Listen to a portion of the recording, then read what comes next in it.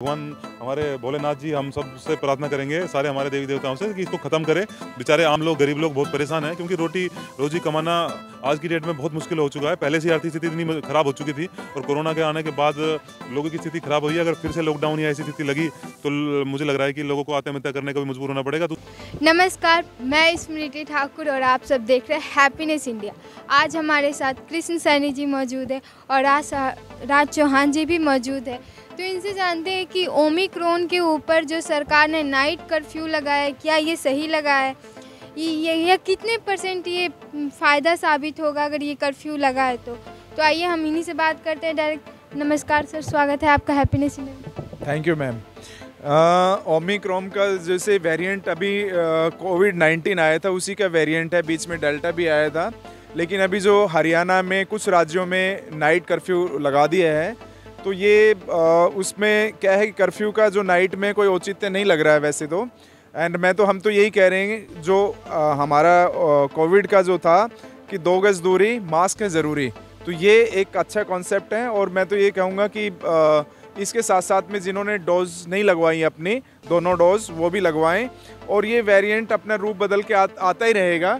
Ultimately हमने सावधान रखना है और गवर्नमेंट की इस तरह की जो गाइडलाइंस है स्टार्टिंग की हैं, बाकी डिटेल्स में हमारे साथ में कृष्ण जी हैं, वो बताएंगे कि इसके बारे में क्या कहना चाहते हैं। दिन प्रतिदिन देखा जा रहा है तो ओमिक्रॉन का मामला बहुत ही बढ़ता जा रहा है, जिसको देखते हुए अलग अलग तरह के गाइडलाइंस भी जारी किया जा रहा है। तो क्या आपको ऐसा लगता है कि कोई बूस्टर डोज भी देना चाहिए सरकार को? तो बिल्कुल देना चाहिए। सबसे पहले तो मेरा सभी दर्शकों को फिर से प्रणाम।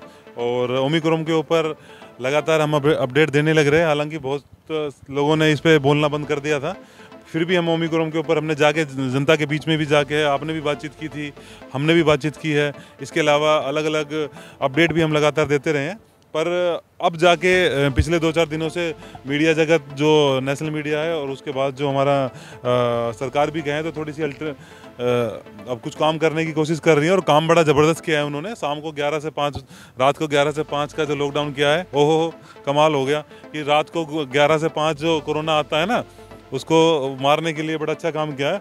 मुझे लगता है कि भीड़ में कोरोना जो आता है वो भीड़ को देखते हुए ना डर के चला जाएगा, या फिर जो रैलियों के अंदर जो भीड़ आती है उस पर नहीं, मैं बता रहा हूँ, पूरी बातें बताऊंगा।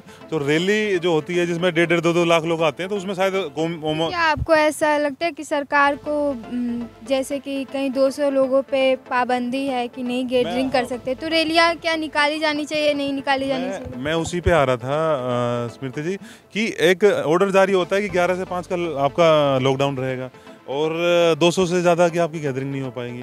तो आप मुझे बताइए कि 200 से ज़्यादा की गैदरिंग आम जनता के लिए तो 200 से ज़्यादा की गैदरिंग ना करो। और जब रैलियाँ करते हो आप सुबह, जो हमारे शासन में या किसी भी सरकार के लिए मैं कह रहा हूँ, सभी पार्टी आप रैलियाँ कर रही है, तो वो 1.5 2 लाख की भीड़, क्या वहाँ ओमिक्रॉन नहीं आएगा? क्या वहाँ कोरोना नहीं आएगा?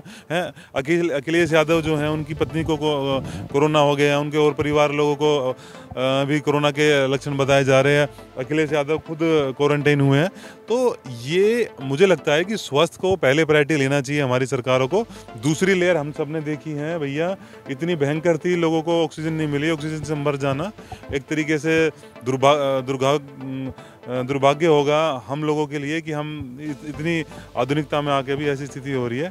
और दूसरा मैं एक और बात बता दूं, आप लोग हमें देख रहे होंगे कि भाई हमने मास्क नहीं लगा रखा या ऐसी, तो मैं हमेशा कहता हूं कि हम सब ने दोनों डोज ले ली है। इसके अलावा हम पूरा प्रोटोकॉल फॉलो करते हैं, टाइम पे अपना चेकअप कराते हैं और टाइम पे अपना कोरोना का और दूसरे जो टेस्ट है वो कराते रहते हैं। हम बिल्कुल ठीक हैं, इसलिए हम बिना मास्क के बातचीत कर रहे हैं और पूरी प्रोटेक्शन के साथ हम आप लोगों के बीच में आके अपनी बातें बताते हैं। तो कहने का मतलब ये है कि ओमिक्रॉन से बचने के लिए जनता को ही जागरूक होना पड़ेगा।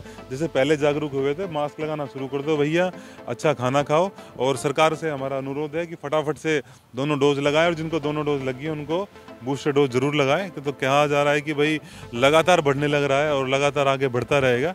तो मुझे तो लगता है कि जिस दिन ये पता चला कि दक्षिण अफ्रीका के अंदर भाई ओमिक्रॉन आया है, तो वहीं पे ही इसको रोक देना चाहिए था, फ्लाइटों को रोक देना चाहिए था। इंडिया में आता ही नहीं तो बात ही नहीं बनती है ना, इतनी जरूरत ही नहीं रहती। जैसे कि अब लोगों का ये भी कहना है, या फिर देखा जाए तो पहले और दूसरे चरण में जब कोरोना आया था तो लॉकडाउन लग गया था, तो क्या इस बार भी लॉकडाउन लगना चाहिए दिन में? देखो अभी जो हम देख रहे हैं इंटरनेशनल लेवल पे जहाँ से ओमिक्रॉन का जनरेशन हुई है, बहुत सारी कंट्रीज़ में लॉकडाउन लग गए हैं और बहुत वो उस चीज़ को लेके सीरियस हैं। और जो अपने आप में एक पावरफुल देश है यूएसए में भी गाइडलाइंस जारी कर दी हैं दिन के टाइम में भी। और क्या है कि वहाँ पे जो मॉल्स हैं, जो पार्टीज़ हैं, सी बीचेस पे, वो सारा रिस्ट्रिक्ट कर दिया उन्होंने। लेकिन यहाँ पे अभी तक इस तरह की कोई गाइडलाइन नहीं है। केवल फॉर्मेलिटी के लिए मुंबई में, गुड़गांव में कुछ कंटेंट जोन्स बना दिए हैं 11 से 5 तक तो वैसे ही सर्दी में भीड़ नहीं होती। तो ये इस तरह की फॉर्मेलिटी ना करके, अभी मैं देख रहा था कि high court Allahabad, high court UP का जो कोर्ट है, वहाँ के जज ने राय दी है अपनी कि जो बड़ी बड़ी जो रैलियाँ हो रही हैं और जिस तरह से मतलब कोविड को हल्के में लिया जा रहा है, ओमिक्रॉन को वो देश के उन्होंने हालात देखे हैं। उन्होंने सजेस्ट किया है कि आप इस चीज़ को सजग हो जाएं और जो चुनाव हैं हमारे उनको पोस्टपोन कर दें, क्योंकि इंटरनेशनल मार्केट में बहुत इस तरह की चीज़ें हो रही हैं। तो उनको देखते हुए, लेकिन उसको भी दरनिकार कर दिया। जहाँ पे एक न्यायपालिका के जज को आप दरनिकार कर रहे हैं, तो उससे क्या समझेंगे आप? मैं इस पे लॉकडाउन पे आपको कुछ कहना चाह रहा था। चौहान साहब बड़ा अच्छा बोल रहे थे, बता रहे थे, पर मैं इस चीज़ के फेवर में नहीं हूँ कि लॉकडाउन लगाया जाए, क्योंकि देखा जाए तो अलग अलग कंट्री में भी लॉकडाउन लगाया जा रहा है, क्योंकि ये मामला बढ़ता जा रहा है। देखिए, लॉकडाउन जो है वो एक अंतिम विकल्प होना चाहिए। मुझे लगता है prevention is better than cure. तो हमें पहले ही उसकी रोकथाम कर लेनी चाहिए। कोई बीमारी आ रही है, लॉकडाउन तो अंतिम हथियार है। देखो, लॉकडाउन से नुकसान देखिए आप, लॉकडाउन लगने की नौबत क्यों आ रही है?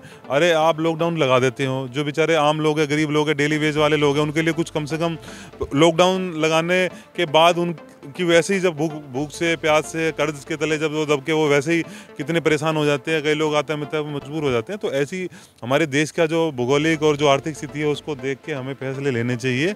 मुझे लगता है कि किसी चीज़ का पहले कोशिश करनी चाहिए कि उसको बचाने की। उसको अभी सैनी साहब वो स्थिति नहीं आई है देश की कि लॉकडाउन लगे या इस तरह की चीज़ें रहें। लेकिन हम तो ये कह रहे हैं कि आपने जैसे कहा है कि prevention is better than cure वाली बात है, तो हमें उस चीज़ को प्रिवेंट अगर पहले ही कर लेंगे।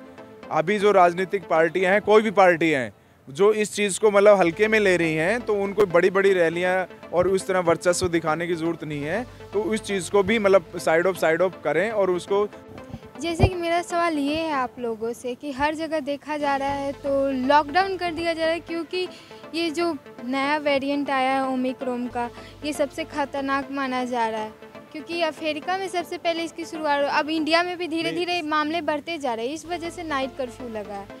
बिल्कुल ठीक बात है, पर स्टार्टिंग में तो कह रहे थे कि ओमिक्रॉन जो है वो इसका इतना ज़्यादा असरदार नहीं है, इतना ज़्यादा मतलब इससे मौत के आंकड़े कम बताए जा रहे थे, पर अब इसको भी बहुत ज़्यादा हानिकारक और बहुत ज़्यादा परेशान करने वाला बताया जा रहा है आम जनता के लिए। साथ में अब मैं सुबह देख रहा था तो एक नया कोई वेरिएंट आ गया है, मतलब दबादब वेरिएंट पे वेरिएंट चल रहे हैं। तो ये एक गजब स्थिति है कि कब हम इससे, ये एक पता नहीं, भगवान से भी हमारी एक अरदास रहेगी कि इनको ख़त्म करे, हमारी जो जीवन है उसको हमारे सुचारू रूप से चलाएं। दूसरा, इलाज के पैसे नहीं है। आपने देखा होगा कोरोना की फर्स्ट और सेकंड लहर में किस प्रकार हॉस्पिटल ने लूटा। प्राइवेट हॉस्पिटल में 40-40, 50-50 लाख के बिल आते थे और अपना सरकारी अस्पताल में दवाइयाँ नहीं थी, ना वहाँ पे बेड थे, ना कोई व्यवस्था थी। बेड तो खैर प्राइवेट में भी नहीं थे। तो मेरा तो बस यही है, मैं तो यही कहना चाहूँगा, हे भोलेनाथ, जल्दी से इस बीमारी को, इस दुविधा को ख़त्म करो।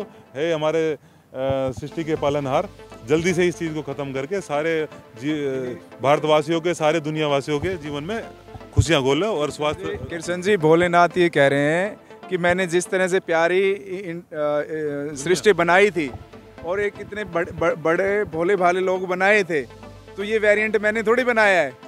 जो सृष्टि है तो ये तो खुद मतलब ये कह रहे हैं भगवान कि खुद तुम अपने आप में अपने गले में खुद फंदा डाल रहे हो, खुद जनरेट कर रहे हो। तो बट ये है कि हमारे जो सद्बुद्धि दी है, कृष्ण जी मैं थोड़ा इंटरप्ट कर रहा हूँ आपको, सॉरी, जो सद्बुद्धि दी है, मतलब जो लोभ लालच को छोड़ के और बाल की चीज़ों को छोड़ के जो चीज़ें बताई जा रही हैं, वो कृष्ण जी कोई भी वेरिएंट आ जाए, हैप्पीनेस इंडिया की तरफ से हम ये बताना चाह रहे हैं कि जो हमारा जो स्वस्थता के प्रति और जो हमारे मेंटल लेवल है, जो हमारा खान पान है, सुबह का रूटीन है हमारा, ठीक है जी, वो सही रखें, हम अपने डिस्टेंस बना के रखें। अननेसेसरी जहाँ पे जाने की ज़रूरत है वहाँ पे जाएं। अननेसेसरी, चाहे वो रैली हो, चाहे वो रैला हो, चाहे वो मंदिर हो, मस्जिद हो, श्रद्धा से मानो उनको, और अपने परिवार को, अपने देश को, अपने इस संसार को, इस सृष्टि को स्वस्थ रखना चाहते हो तो स्वच्छता के जो नियम हैं, जो यूनिवर्सल ट्रूथ हैं, उनको अपनाओ। जय हिंद, जय भारत।